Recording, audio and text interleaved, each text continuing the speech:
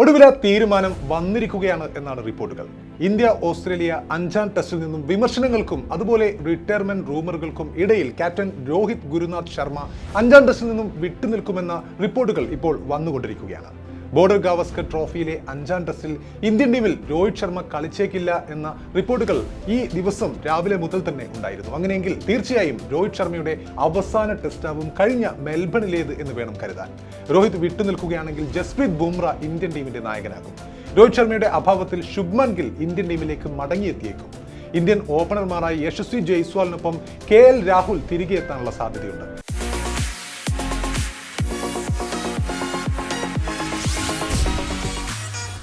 രണ്ടായിരത്തി 14 ടെസ്റ്റുകൾ കളിച്ച രോഹിത് ശർമ്മ 619 റൺസ് മാത്രമാണ് നേടിയത്.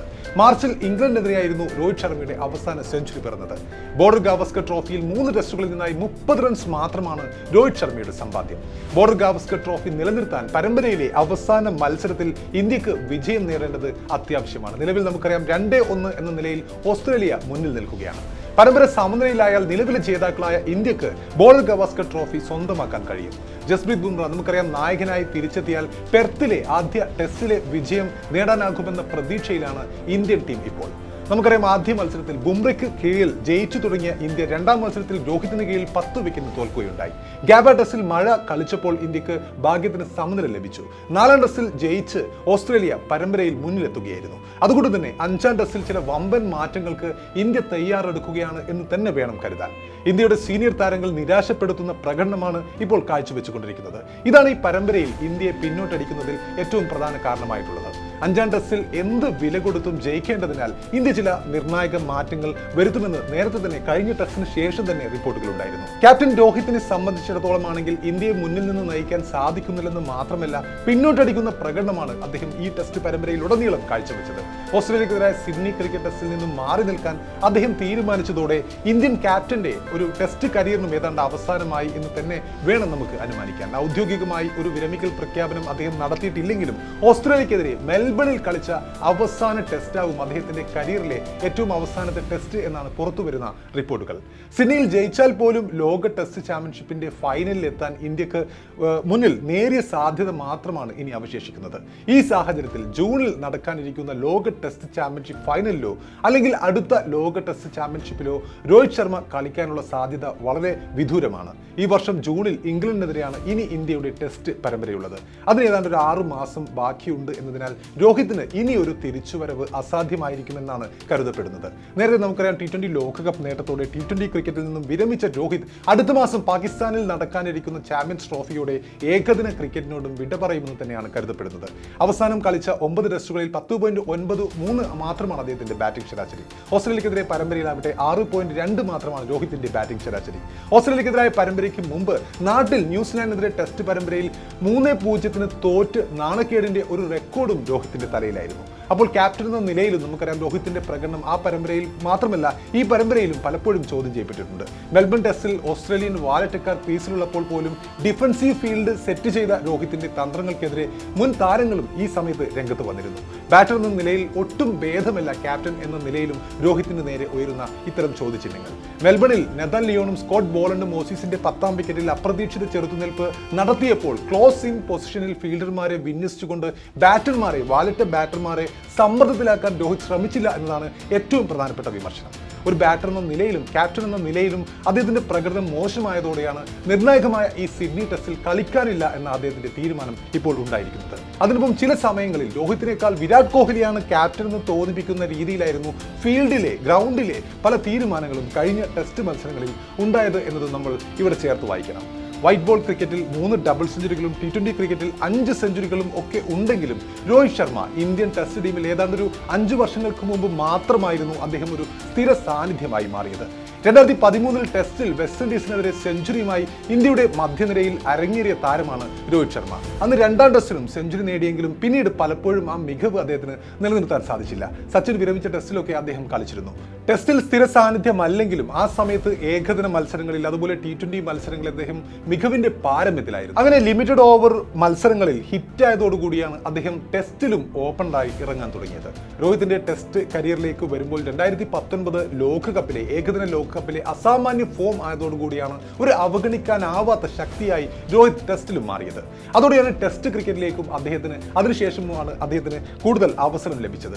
രോഹിത് ശർമ്മയ്ക്ക് ടെസ്റ്റ് ഓപ്പണർ സ്ഥാനം കിട്ടിയത് ഏതാണ്ട് 200ഓളം ഏകദിനങ്ങൾ കളിച്ചതിന് ശേഷം മാത്രമായിരുന്നു. പലപ്പോഴും ലിമിറ്റഡ് ഓവർ ബാറ്റ്സ്മാനായി മുദ്ര കുത്തുകയായിരുന്നു അദ്ദേഹത്തെ നേരത്തെ.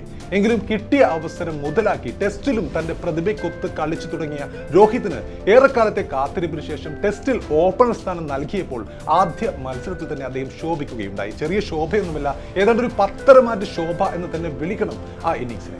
ഏതാണ്ട് 5 വർഷങ്ങൾക്ക് മുൻപ് സൗത്ത് ആഫ്രിക്കയ്ക്കെതിരെയുള്ള ടെസ്റ്റ് പരമ്പരയിൽ ഓപ്പണറായി സ്ഥാനക്കയറ്റം ലഭിച്ച രോഹിത്തിന് മുന്നിൽ ഒരൊറ്റ വഴിയേ അന്നുണ്ടായിരുന്നു.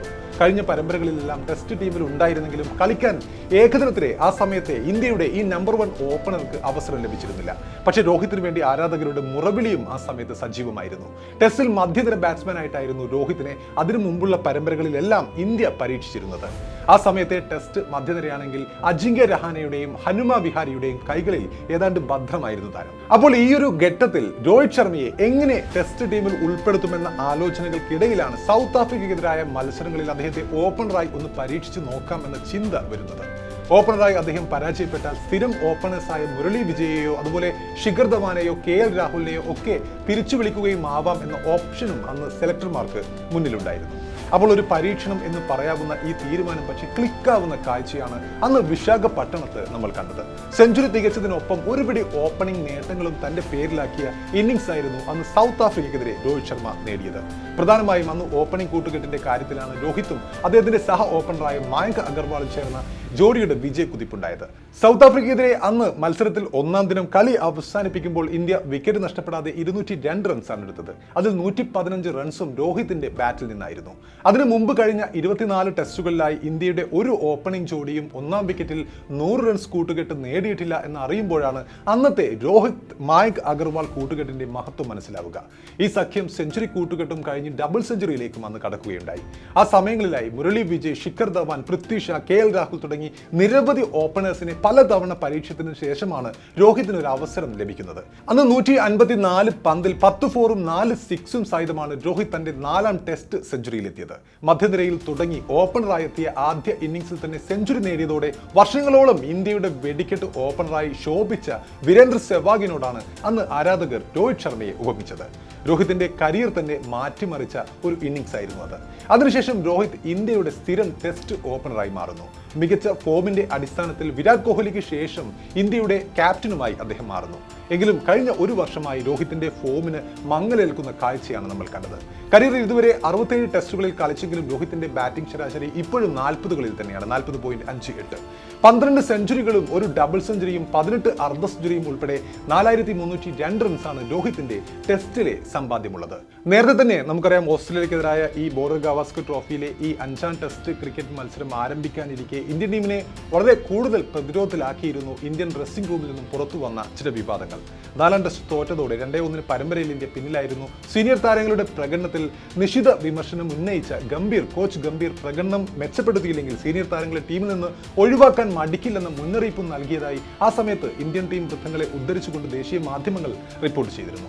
ഓസ്ട്രേലിയക്കെതിരായ ബോർഡർ ഗവാസ്കർ ടെസ്റ്റ് പരമ്പരയിലെ ഈ ഒരു 5ാമത്തെയും അവസാനത്തെയും ടെസ്റ്റ് മത്സരത്തിൽ ഇന്ത്യൻ ക്യാപ്റ്റൻ രോഹിത് ശർമ്മ ഉണ്ടാകുമോ എന്ന ചോദ്യത്തിന് കഴിഞ്ഞ പത്രസമ്മേളനത്തിൽ വ്യക്തമായ മറുപടിയൊന്നും കോച്ച് ഗംഭീർ നൽകാതെ ഒഴിഞ്ഞുമാറിയതും ചർച്ചയായിരുന്നു. രോഹിത് കളിക്കില്ലെന്ന അഭ്യൂഹങ്ങൾ ആ സമയത്ത് തന്നെ ഏതാണ്ട് പരന്നിരുന്നു.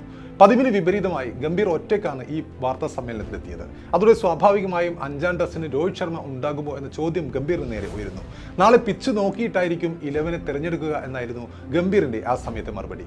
കാര്യങ്ങളെല്ലാം നല്ല രീതിയിലാണ് നടക്കുന്നതെന്നും പരിശീലകനൊപ്പം ക്യാപ്റ്റൻ വാർത്താ സമ്മേളനത്തിന് വരാത്തതിൽ അസ്വാഭാവികത ഒന്നുമില്ലെന്നും ഗംഭീർ ആ സമയത്ത് വാദിക്കുകയും ചെയ്തു. ടീമിന്റെ ഹെഡ് കോച്ച് ഇവിടെയുണ്ട്, അത് മതിയാകുമെന്നാണ് ആ സമയത്ത് ഞാൻ കരുതുന്നത്. രോഹിത്തിന് കുഴപ്പമൊന്നുമില്ല, പിച്ച് നോക്കിയിട്ടായിരിക്കും നാളെ 11 തീരുമാനിക്കുക എന്നാണ് ഗംഭീർ ഈ പത്രസമ്മേളനത്തിൽ പറഞ്ഞത്. അതിനു മുമ്പ് നമുക്ക് പരിചയമുള്ള 2 പത്രസമ്മേളനങ്ങളുണ്ട്. ഒന്ന് വിരാട് കോഹ്ലിയെ ടീമിൽ ഉൾപ്പെടുത്തുമോ എന്ന് ചോദിച്ചപ്പോൾ ആ ചോദ്യത്തെ ചിരിച്ചു തള്ളിയ രോഹിത്തിന്റെ പത്രസമ്മേളനം. അതുപോലെ രോഹിത്തിന്റെ ഫോമിൽ സംശയം ചോദിച്ചപ്പോൾ ചിരിച്ചു തള്ളുന്ന ക്യാപ്റ്റനായിരുന്ന സമയത്തെ വിരാട് കോഹ്ലിയുടെ ഒരു പത്രസമ്മേളനം. ഇപ്പോൾ ഇതാ ഈ ദുരൂഹതകൾ മാത്രം നിറച്ചുള്ള ഗംഭീറിന്റെ പത്രസമ്മേളനവും വന്നതോടെ അപ്പോൾ തന്നെ രോഹിത് ഇങ്ങനെ ഒരു തീരുമാനം എടുക്കുമെന്ന കാര്യം ഏതാണ്ട് ഉറപ്പായിരുന്നു എന്ന് തന്നെ വേണം കരുതാൻ. ഏതായാലും രോഹിത് ശർമ്മയുടെ വരും ദിവസങ്ങളിലെ തീരുമാനങ്ങളിലേക്ക് കൗതുകത്തോടെയും വികാര വായ്പോടെയും തന്നെ കാത്തിരിക്കുകയാണ് ക്രിക്കറ്റ് ആരാധകർ.